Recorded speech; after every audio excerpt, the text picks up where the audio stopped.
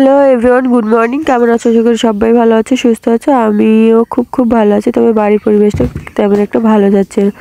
নাটোর বরমুলা ধানাদেওয়া চাঁদপুর ছোট্ট একটা গ্রাম থেকে আজকে আবার ডেইলি একটা খুব সুন্দর ব্লগ শেয়ার করছি। আশা করি সবার ভালো লাগবে আর পুরোপুরি ভিডিওটা দেখার জন্য অনুরোধ রইল। তো বাড়িতে তো 1 মাস ধরে কোনো পানি নেই, কাচাকুচিও তেমন নেই। যার যখন যেটা প্রয়োজন সেটাই কাচাকুচি হচ্ছে। এক গাদা করে যে কাচাকুচি সবার একসঙ্গে কেচে নেব সেটা হচ্ছে না, কারণ বাড়িতে তো মোটর আছে। তো মোটরের পানি দিয়ে সব বালতি পাতিল পুড়ে নিয়ে তারপরে কেচে কুচে ধুয়ে দেওয়া হয়। এরকম টিউবওয়েল সবসময় হচ্ছে চাপ দিয়ে পানি উঠানো হয় না। তো তারপরে বাড়িতে সবসময় পানি টানতে হচ্ছে, একবার পানি টেনে টেনে নিয়ে যাওয়া, আবার পানি উঠে কাপড় চোপড় কাচা। আর একটা সংসারে পানি তো খুব একটা অল্প প্রয়োজন হয় না, সব থেকে বেশি হয়। আর টানা পানি যখন ব্যবহার করা হয় তখন মনে হয় অনেকটা পানির প্রয়োজন হচ্ছে। তো অনেক কয়দিন ধরে অনেক কষ্ট করে তো চলা হচ্ছে। এদিকে যেহেতু কাচাকুচিও করবো, আর আম্মুর বাসায় গিয়েছিলাম আর ননদের বাসায় গিয়েছিলাম। আসলে সেই ব্লগগুলো আমি শেয়ার করতে পারিনি, এমন ব্যস্ততা। আর সবাইকে পেয়ে এতটা হাসি খুশি আর এতটা দিন কাটিয়েছি যে কিছু ক্লিপ নিতে পেরেছি, আর কিছু ক্লিপ এমন জায়গায় হচ্ছে নিতেই পারিনি। তো ভিডিওগুলো এন্ড করব কিভাবে, সেজন্য ভিডিওগুলো আপলোড দেওয়া হয়নি। তো আমার যদি সংসারে কোনো ডেইলি ব্লগ শেয়ার করি তার মাঝে একটু ছোট করে আপলোড দিয়ে দিতে পারি। আমার ননদের বাসায় গিয়েছিলাম, আম্মুর বাসায় গিয়েছিলাম। তো যাই হোক, কয়েকদিন ঘোরাঘুরি হয়েছে, সেই কাপড় চোপড়ও হয়েছে। আর আমার হাজব্যান্ড যাবে বেড়াইতে, এক জায়গায় দাওয়াত পেয়েছে, তো তার কাপড় চোপড়ও কিছু কেচে দেব। এই করতে করতে এক বালতি হয়ে গেছে। পরে আমি আবারও ছোট্ট একটা বালতির 1 বালতি দিয়েছি। আর আগামীকালকে আমার শ্বশুর শাশুড়ি কয়েকটা দিব, দিলেই তাহলে আমার কাচাকুচি আপাতত যেগুলো জরুরি সেগুলো হয়ে যায়। আর অনেকে কমেন্ট করে বলে, আপু তুমি কি কাপড় চোপড় কাচো না, হেন তেন। কাপড় চোপড় কে না বা কাচে? আর এত নোংরাভাবে কেউ থাকতে পারে, হয় কম আর কেউ বেশি। কাপড় চোপড় কিন্তু অলওয়েজ সবাই কাচাকুচি করে। তো সবাই কমেন্টে কি কমন সেন্স না আনি, কমন সেন্স থাকে না যে আসলে এসে কমেন্ট করলেই হয়ে যায়। তো যাই হোক, অনেকগুলো কাপড় চোপড় নিয়ে চলে আসছি। আর আমি আসছি হচ্ছে আমার চাচি শাশুড়ির বাড়ি পাশেই, বেশি দূরে না। বাড়ির থেকে বেরোলে কিন্তু তাদের বাড়ি দেখা যায়। তবে এদের বাড়িতে পানি থাকার কারণ হচ্ছে তাদের ডিপ কল, আর আমাদের হচ্ছে উঁচু করে মোটর বসানোর জন্য হচ্ছে নর্মাল টিউবওয়েল। আর এই নর্মাল টিউবওয়েলে পানি পাচ্ছে না। তবে শুনলাম যে আমাদের আশেপাশে যে বাড়িগুলোতে পানি নেই, যাদের ডিপ কল না, আমাদের মতো নর্মাল কল, তো তাদের বাড়িতে টুকটাক আসছে, অল্প করে উঠছে। কিন্তু আমাদের বাড়িতে এখনও না ওঠার কারণ কি জানি না। তো এখনও পানি হচ্ছে না। তো অল্প বৃষ্টি হয়েছে, পানির লেয়ারটা একটু ওঠার কথা, তো কিন্তু এতটা নিচু জানি না, পানি হচ্ছে না বাড়িতে কোনো টিউবওয়েলে। অনেকবার চেষ্টা করছি যে পানি উঠে কিনা আমাদের টিউবওয়েল থেকে বা মোটর থেকে, তো উঠছে না। যাই হোক, কী করার, কাপড় চোপড়গুলো কাচার প্রয়োজন, তো তার জন্য কাচতে চলে আসছি।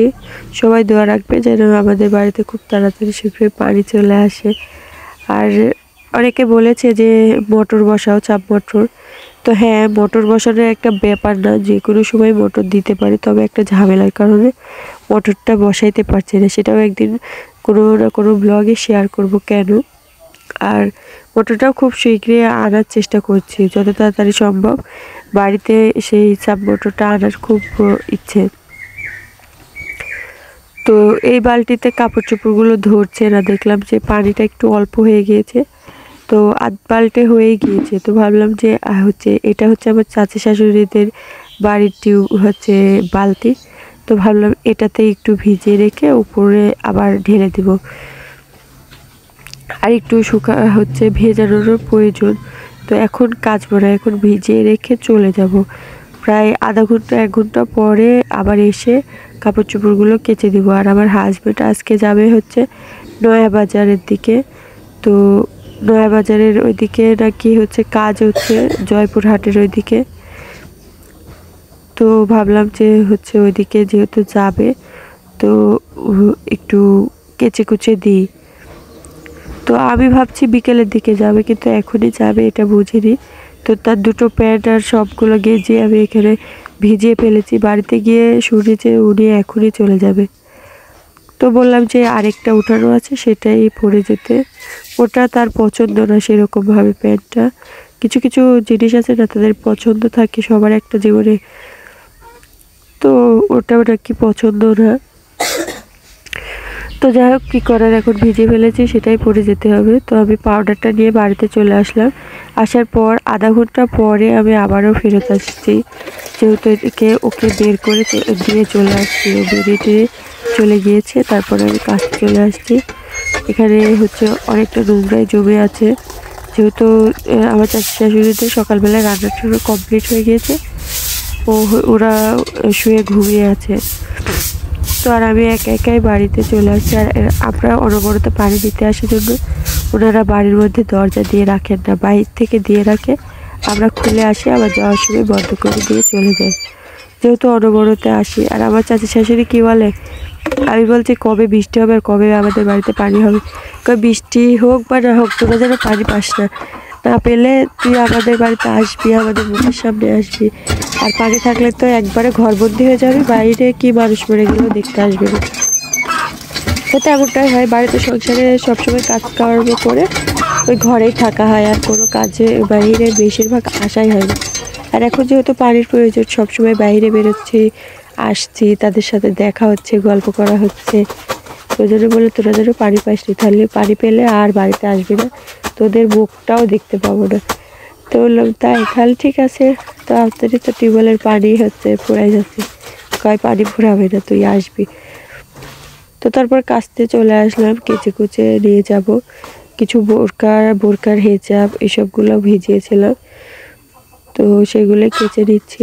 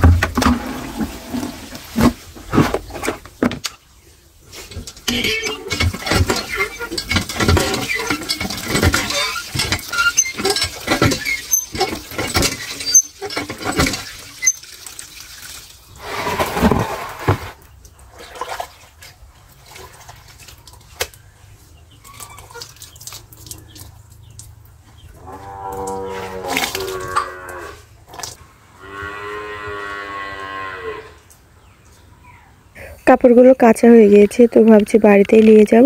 তো এখানে যেহেতু আমার চাচি শাশুড়ির বাড়িতে তার টাঙানো আছে, তো তেমন কাপড় চোপড় নাই এখানে।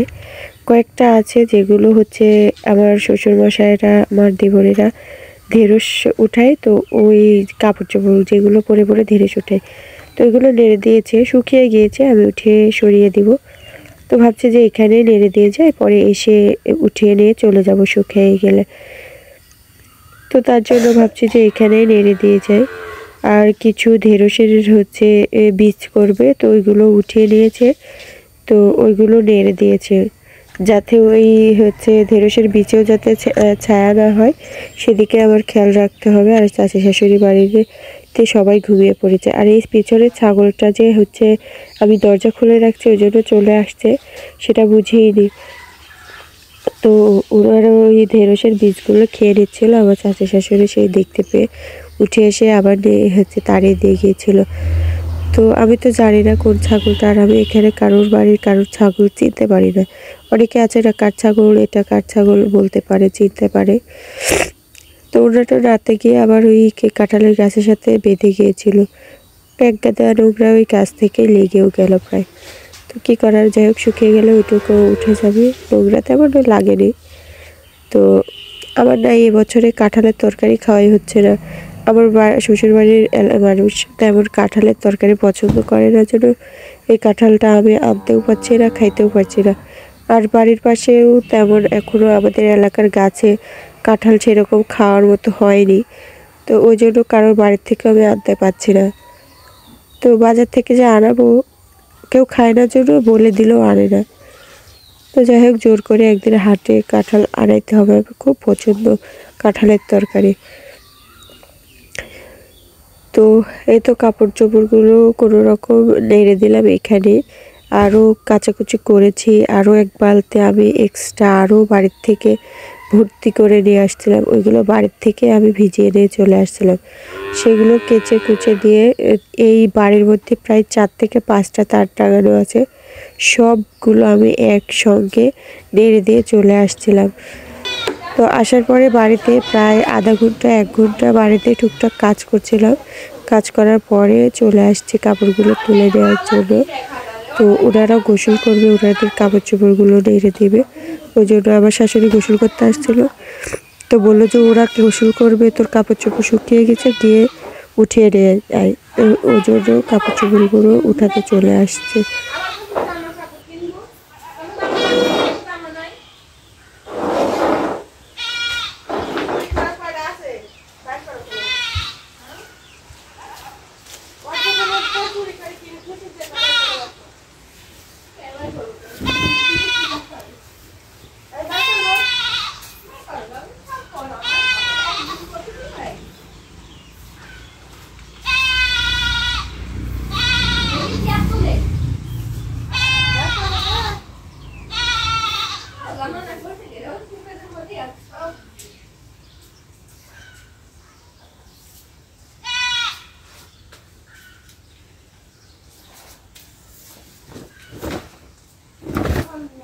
এই গোয়ালটারে পাইপ দিও।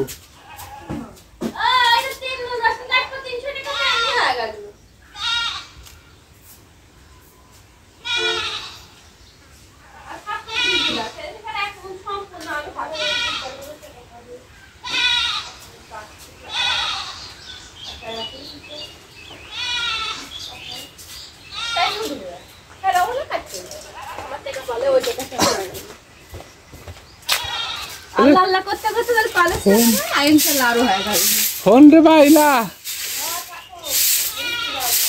কি বা হচ্ছে এখানে? না না আরে একটা মানুষ হয়েছে। ও তোমাকে দেখা যাচ্ছে রে বা।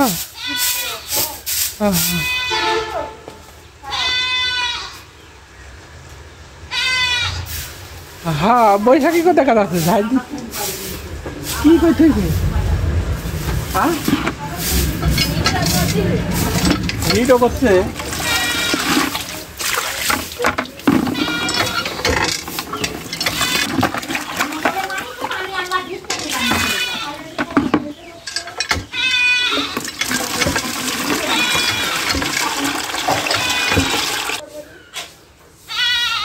গরমে ছেড়ে দিছি, কোনো দোষ পাই নাই মেয়েটা। না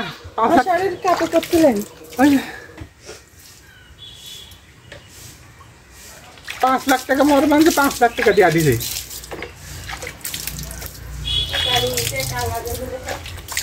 হ্যাঁ ও কোনো দোষ দেয় আমি রাখবো না।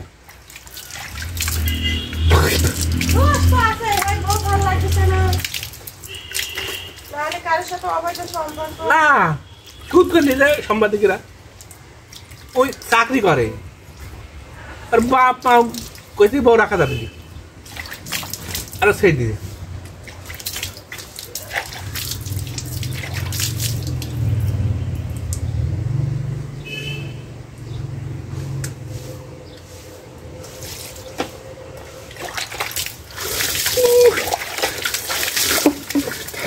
মনে করি না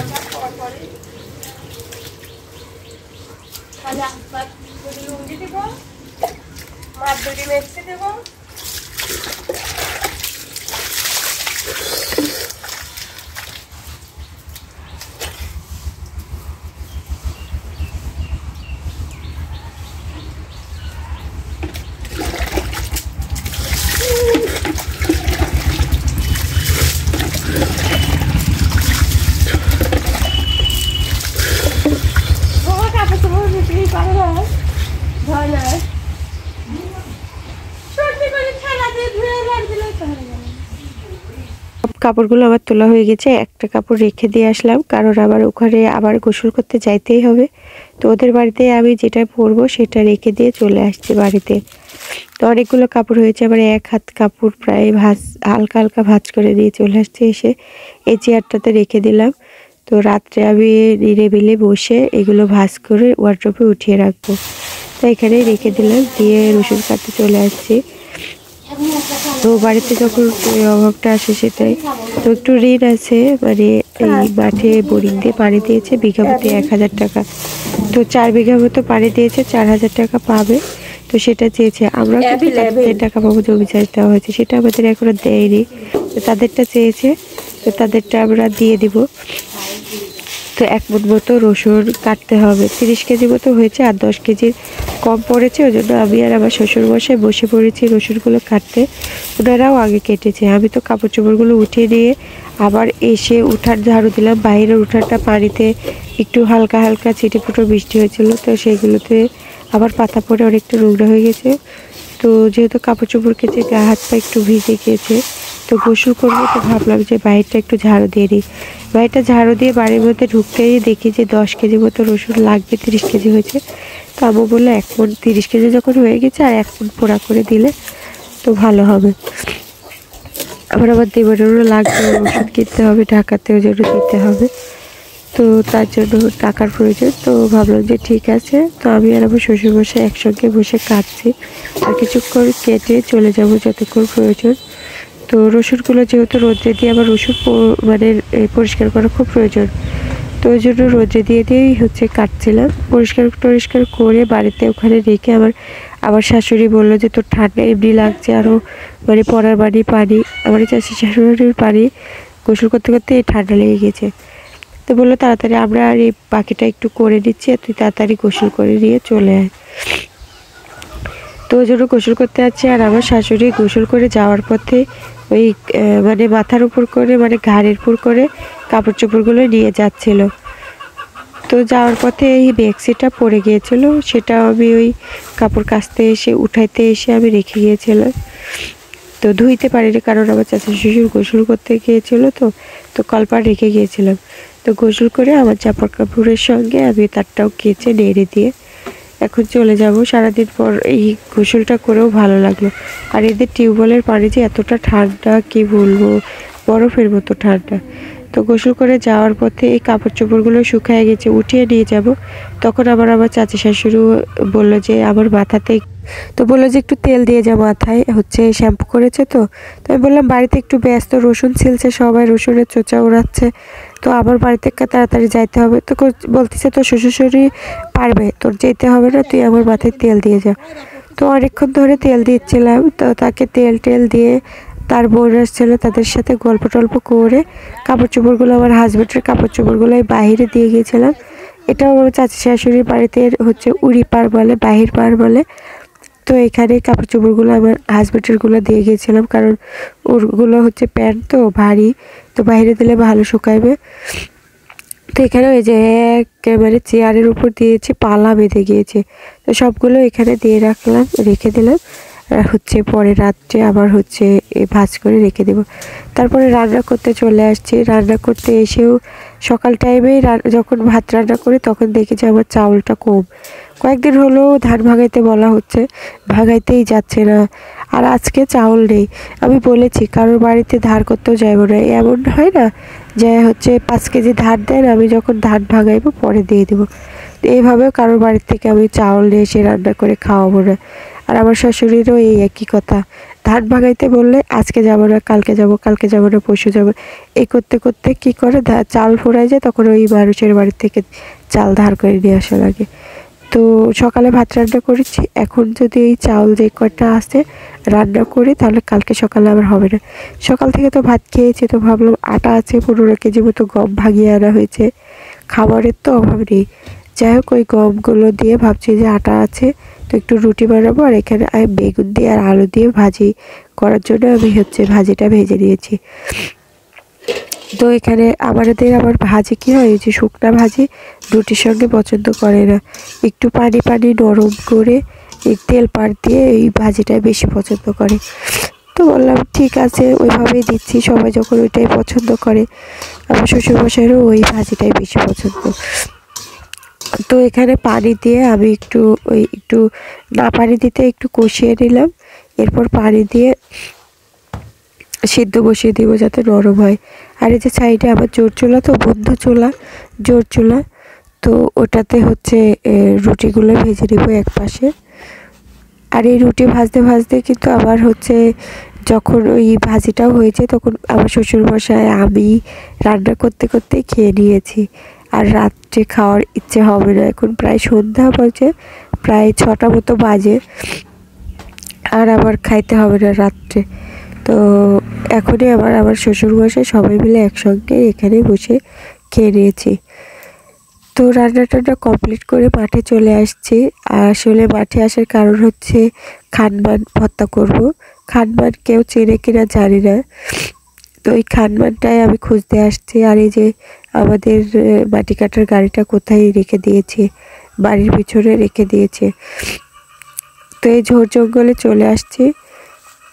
আর আসার সময় দেখি যে হচ্ছে এখানে এই জঙ্গলের মধ্যে না একটা ফুল হয়ে আছে, খুব সুন্দর ফুল। এই ফুলটাকে কি ফুল বলে আমি জানি না, তবে খুব সুন্দর ফুল। তো সেই ফুলটা একটা ছিঁড়ে নিয়েছিলাম।